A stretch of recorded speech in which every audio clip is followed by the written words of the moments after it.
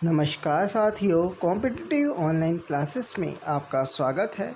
आज छत्तीसगढ़ के इतिहास का 17th लेक्चर है, जिसमें हम देखेंगे छत्तीसगढ़ में मराठा शासन काल के अंतर्गत ब्रिटिश कालीन मराठा शासन 1818 से 1830 तक, और दूसरा जो रहेगा वो है छत्तीसगढ़ के ब्रिटिश अधिकारियों के बारे में आज जानेंगे। तो चलिए आज का लेक्चर हम स्टार्ट करते हैं।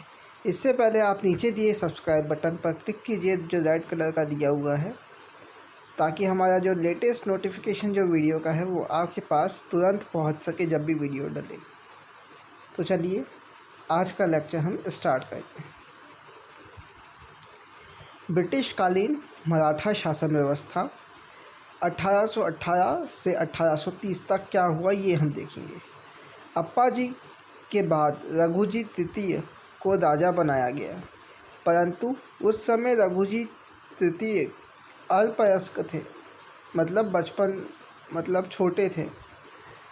होने के कारण ब्रिटिश ने अपना एजेंट बनाकर राज किया। अंग्रेज़ों के रेजिडेंट जेनकिंसन को नियुक्त किया गया। फिर देखते हैं छत्तीसगढ़ के ब्रिटिश अधिकारियों का जो क्रम है वो हम देखेंगे। इसमें क्रम नहीं दिया हुआ है, आप एक एक जो ब्रिटिश अधिकारी हैं उनका नाम याद कर लीजिए। सबसे पहले आते हैं कैप्टन एडमंड। सबसे पहले जो ब्रिटिश अधिकारी आए छत्तीसगढ़ में वो थे कैप्टन एडमंड।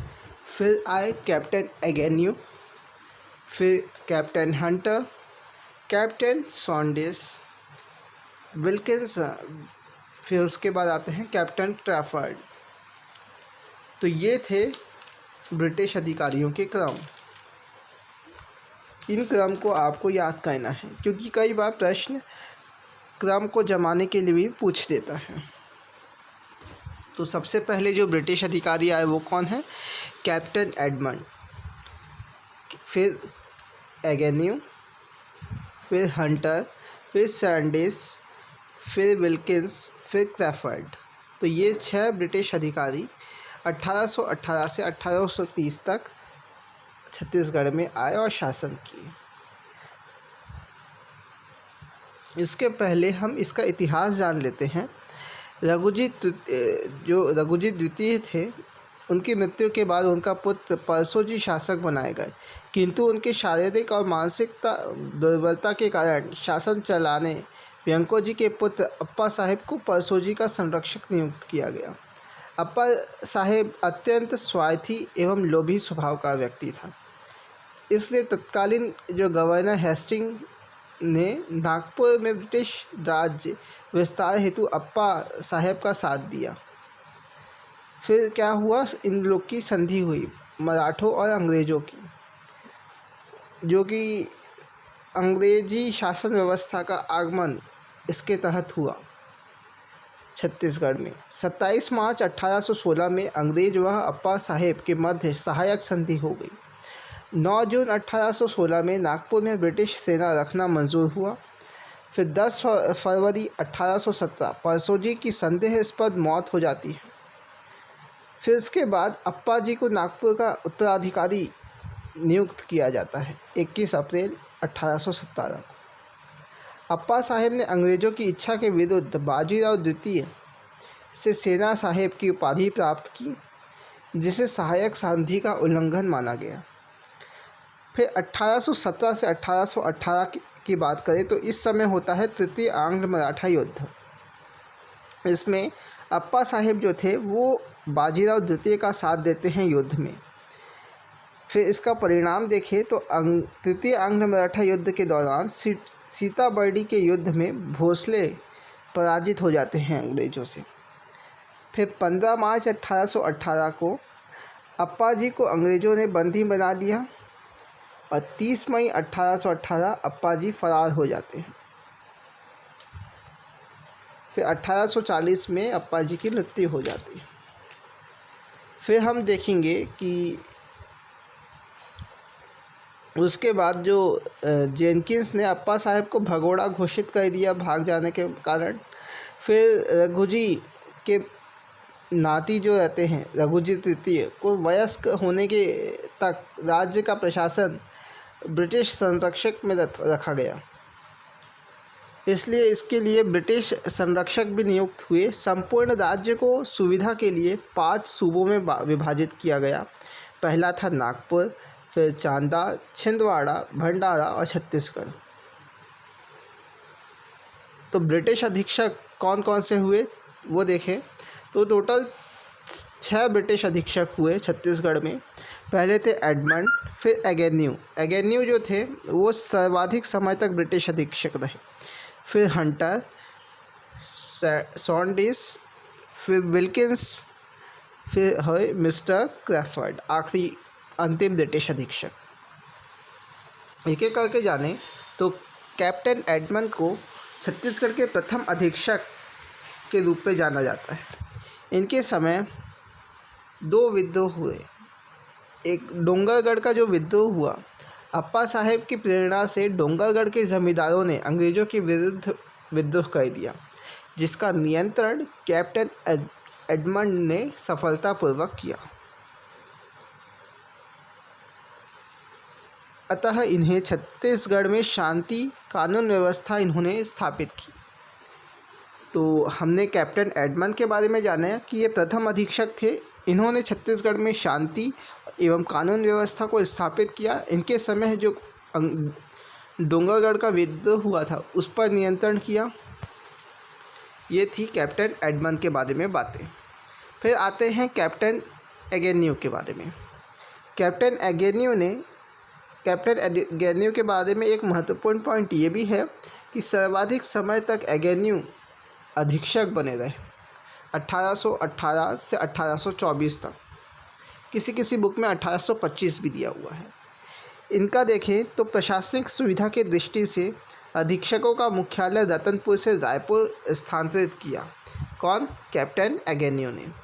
इनके समय देखें तो वीर नारायण सिंह के पिता राम राय ने इन्हीं के समय विद्रोह कर दिया, और जमींदार जो गेन सिंह थे वो भी इन्हीं के समय विद्रोह किए।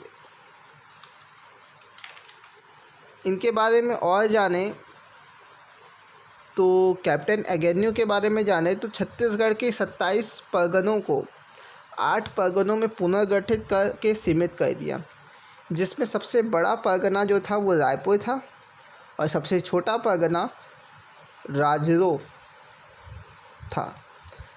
कुछ समय बाद 8 परगना के अलावा 9वां परगना दुर्ग बालोद की स्थापना की गई। 1820 तक परगनों की संख्या हो गई 9।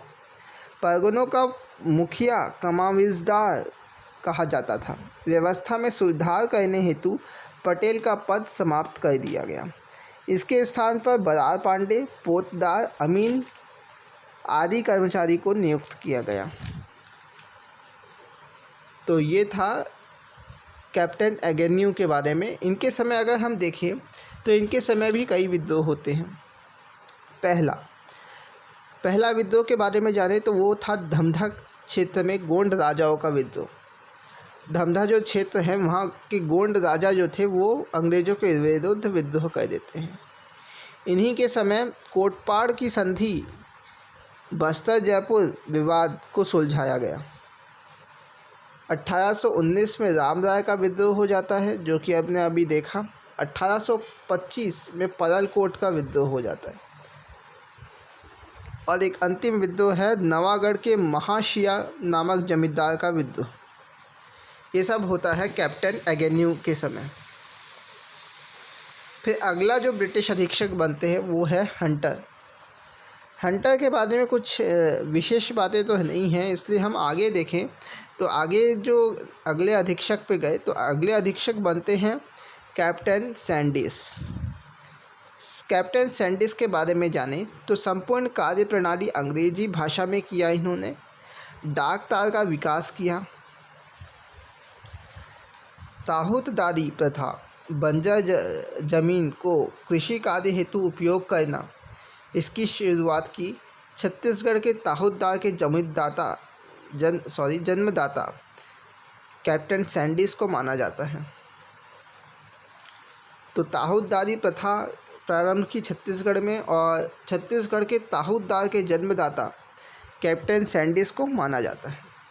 मराठों के समय ताहूदार सिरपुर और लवन था। ग्रेगोरियन कैलेंडर के तहत अंग्रेजी वर्ष लागू किया। इन्होंने छत्तीसगढ़ में ग्रीगोरियन जो कैलेंडर है, जो वर्तमान में जो 1 2 3 वाला दिखता है, वो कैलेंडर इन्होंने ही लागू किया था। एक नोट करके एक पॉइंट लिखिए, 1856 में चार्ल्स इलियट ने सिहावा, खल्लारी और संजारी को 3 ताहूदार बनाया। फिर अगले जो आते हैं वो है विल्किंस।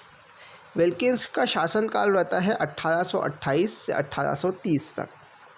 इनके बारे में कोई विशेष बात की जानकारी तो प्राप्त नहीं होती, इसलिए हम इसको स्किप करके आगे बढ़े। तो अगले जो अधीक्षक आते हैं वो है कैप्टन क्रैफोर्ड।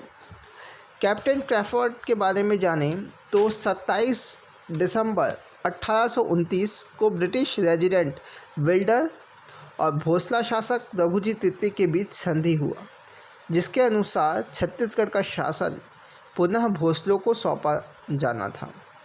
9 जून 1830 को क्रैफर्ड जो ब्रिटिश अधीक्षक थे छत्तीसगढ़ के, उन्होंने सत्ता का स्थानांतरण कर छत्तीसगढ़ का शासन मराठा प्रतिनिधि कृष्णराव अप्पा को सौंप दिया। इसके बाद देखें तो 1830 से 1854 देखें तो इस समय 1830 से 1854 तक इस समय पुनः मराठा या पुनः भोसला शासन का प्रारंभ होता है। 6 जून 1830 रघुजी तृतीय वयस्क हो जाते हैं तथा इस दिन अंग्रेज़ों से हुई संधि के तहत पुनः भोसला शासन स्थापित हो जाता है। फिर आगे देखें तो क्रैफर्ड ने रघुजी तृतीय को पुनः शासन स्थानांतरित कर दिया और जिलेदार बनाया और जाते समय जिलेदार बनाया। फिर आते हैं जिलेदार। अब हम जानेंगे जिलेदारों के बारे में जो कि छत्तीसगढ़ में बने। तो कुल 8 जिलेदारों की नियुक्ति की गई। इस समय जो भारत के गवर्नर जनरल थे वो थे governor general William Bentinck, Lord William Bentinck. इस समय देखें तो एक जिलेदारों के बारे में अगर हमको कुछ पॉइंट याद रखना है तो ये देखें, मुख्य पॉइंट है। कुल 8 जिलेदार हुए छत्तीसगढ़ में।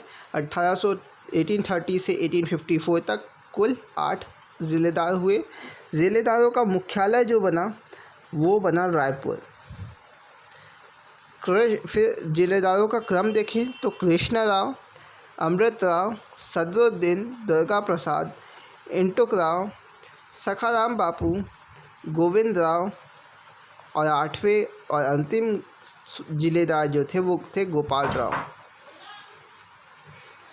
तो आज का जो वीडियो था वो यहीं तक था। अब हम अगले वीडियो में आगे का टॉपिक डिस्कस करेंगे।